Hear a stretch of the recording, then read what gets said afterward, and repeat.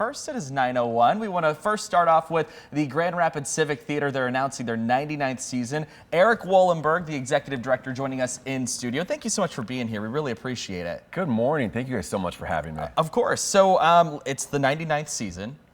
Huge milestone before we get to the really big milestone. But I'm sure that year 99 is going to have a ton involved with it. What can we expect? We do, and obviously, I mean, we're barreling towards our centennial season. Our 100th year is going to start in 2026, but we're not waiting. You know, the 99th season we just announced a couple weeks ago. We have some really great shows, top to bottom. There's something for everybody. Yeah. Most likely, there's multiple somethings for everybody. So we're just super excited to get people buying tickets and getting ready to come to the theater this next year. All right, so when does the season start, and what can we expect for the season? What shows can people start to look forward to as the Civic Theatre starts its 99th year? So super quick plug for the rest of this season. Okay, It's not over yet. Yeah. We have The Color Purple coming up in April, and then we have Waitress, which will be our final show of the 98th season in June. Then launching the 99th season, we have Rock of Ages, which is my own personal favorite show. It's sort of my gateway into musical theater. It was the show that got me the most pumped and involved. And then we move into Frozen, will be our big holiday show this year. We've got Pete the Cat for our younger audiences. We got Ain't Misbehavin'. My parents brought me up on jazz, so I'm really excited to see the Fats Weller musical. And then we close out the season with I was just gonna say Waitress, but that's this season. We've got Legally Blonde closing the season, and The Lightning Thief in the middle of there too. So wow, so something for everybody that I'm seeing. Legally Blonde, of course, you know, everybody knows the movies that Reese Witherspoon was in. Of course, The Lightning Thief being, I'm assuming that's like Percy Jackson, that's right? Percy Jackson musical, yeah. Okay, so pretty packed season, and of course, we were emailing back and forth before today, talking about Frozen. Why is Frozen such a big draw? Is it really the family aspect, and everybody kind of gets enjoyment out of that? I mean, everybody knows Frozen, right? Yeah. Let it go. Yeah, exactly. Do a little number on I was that. gonna start, but you can't hold me back anymore. So I'll just... okay. No, I mean it's really exciting. It's a property. It's a name that everybody knows. There's something for the whole family with that one. Grandparents can bring their grandkids. Yeah. Adults can enjoy it on their own. There's a lot of good humor in there.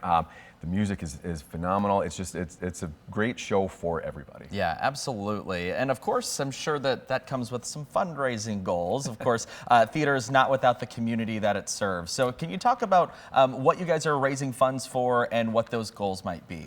Yeah, absolutely. So I mean, you know, buying tickets certainly helps, but it's a small part of everything that we do, from our education to all of our volunteer programs that we have. So we have we have to raise about $1 million every year to make sure that the theater operates in addition to the school registration that we draw in addition to the tickets that we sell to put on the productions throughout the course of the year. So really important that people get involved through volunteering, through donating. They can learn all the different opportunities at grct.org, but fundraising is a very critical component of what we do. Yeah, absolutely. I was involved in community theater when I was, you know, in elementary, middle school, and yeah, fundraising is a huge part, especially, you know, for the community to continue to see that kind of quality show on stage. Oh, absolutely. I actually did a couple of things with Civic Theater when I was a child. So I would do summer camps, I would do the classes. What are some of the other programs that maybe I didn't get to do when I was a kid that other people might be able to do today?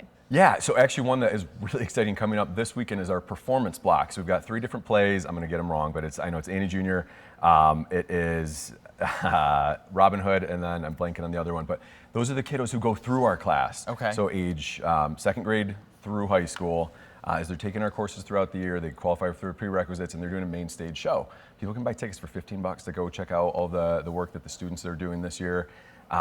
We have our summer camps. As you mentioned, there's comedy, improv, tap dancing, behind the scenes, there's wig courses that we do. So anything involved with the theater you can come and learn about through Civic, see if there's a way that you might want to get involved, because we are all volunteer based. You know, we have a staff of about 20, 25 people that work for the theater, but it takes 600, 700, 800 volunteers throughout the year to make sure those world-class productions that we're putting on stage happen and look as good as they do. So again, I'll just point people back to the website, grct.org. There's so many different ways that people can get involved and invested in their community. Yeah, Erik, I'm curious because you guys do so much for the children, you know, that you kind of start kids young on that theater path. Why is that, and why is it so important for the longevity of the theater? So not everybody starts in our Broadway babies, which is age 2 and up, but we want to get people involved right out of the gates. Arts as a whole are so important for unlocking that sense of creativity and purpose and passion for people. So getting people involved in the theater right out of the gate helps create some of that symbiotic relationship. And as they get involved earlier and earlier, that helps them see the different areas that they can get into and get engaged. And it helps in so many other walks of life too. So again, whether you're starting at 2 or 20 or 100, I would encourage people just to check out the website and find ways that they can get involved. Yeah, absolutely. And of course, I think one of the key takeaways is they're learning communication skills very early in their young lives. So that's pretty cool. Yeah, absolutely. I know that I loved it as a kid. I feel like I've carried a lot of those lessons just throughout my life. The communication aspect of it is absolutely massive. And this is something that so many people in the community are interested in getting involved in. How can people get involved in some of these different types of programs? Visiting the website, you said, I know. Yeah, so we have the course listing, which will kick off. We do terms in winter, spring, and summer, and fall. So it's pretty much all year round. And the improv one is actually one I always like to point people back to, especially in the professional circuit. It's one that helps you learn how to think on your feet. And communication is so important regardless of what industry you're in, what 100%. Type of work that you do.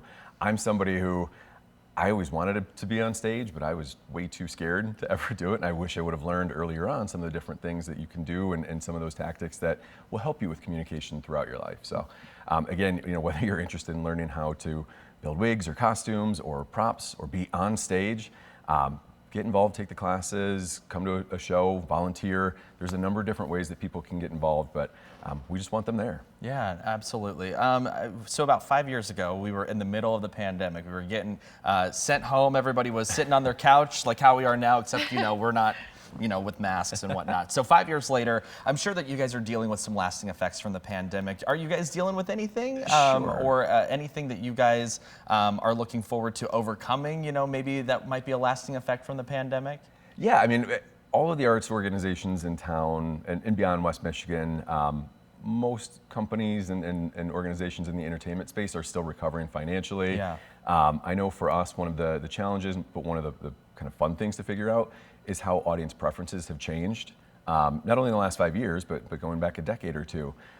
People have moved away over time from buying season tickets and wanting to commit to 6 or 7 or 8 different things over the next year or so, and they want that flexibility. People don't want to plan as far ahead. That's one of those lasting impacts from COVID. People go out differently now. A lot of things are being planned the moment of or the day of.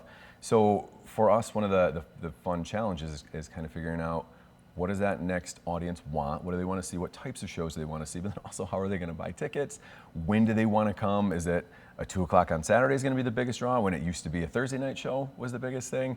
So as we still kind of rebound financially from COVID and try to find some ways to overcome some of those setbacks that us and many others have faced, it's also trying to figure out what the new audience style and preferences are, which makes it kind of fun, but we're figuring it out as we go. Yeah, it's kind of probably hard to gauge. You got, so many people that have different preferences nowadays on what time they're available or what time they feel like they want to go and do something. So I totally understand. Yeah, there are some interesting names in there too, like the Lightning Thief. I had no idea that was something that could even be put on a stage. I feel like everything can be put on a stage, really. That is very true. If you can dream it, Grand Rapids Civic Theatre can do it. Yeah, how do you guys come about putting those shows together and really just organizing that set list of this is what we want to put on this year? Yeah, it's a very interesting process, and it's we talk about how people can get involved. We want people from throughout the community giving us feedback and providing. We want to know what they want to see, and so people can join our steering committees, they can join our board, they can volunteer throughout the year. But it's a very collaborative process, working through with our board, with our staff, community stakeholders, and partners, some of our sponsors, trying to make sure that the shows that we're putting on, the selection throughout the season, really offers something for everybody to get involved with, whether through volunteering or as a patron. So we want to make sure that what we're doing is representative of Grand Rapids as a whole. And it's sort of that fun process that you're working on constantly and changing a little bit to make sure that you're pulling people from all the different parts of town and trying to be as collaborative as possible and coming up with the shows. I have about 20 seconds left. Theater Appreciation Week next week. What do you guys have planned, just really quick? So we have something every single day. Again, I'm just going to steer people to our Facebook. Okay. We'll have a different promotion or a different opportunity for people to get involved every day. Excuse me. And then on the 27th, we're doing a bar crawl in partnership with Broadway Grand Rapids over on Bridge Street. So no matter how you want to get involved, World Theater Appreciation Week is a great way to get started. All right, sounds good. Well, thank you so much, Erik, for joining us this morning. you Of guys. course, grct.org is the place to go for all of this and all the fun things they've got going on for the 99th season and, of course, the rest of this season, of course.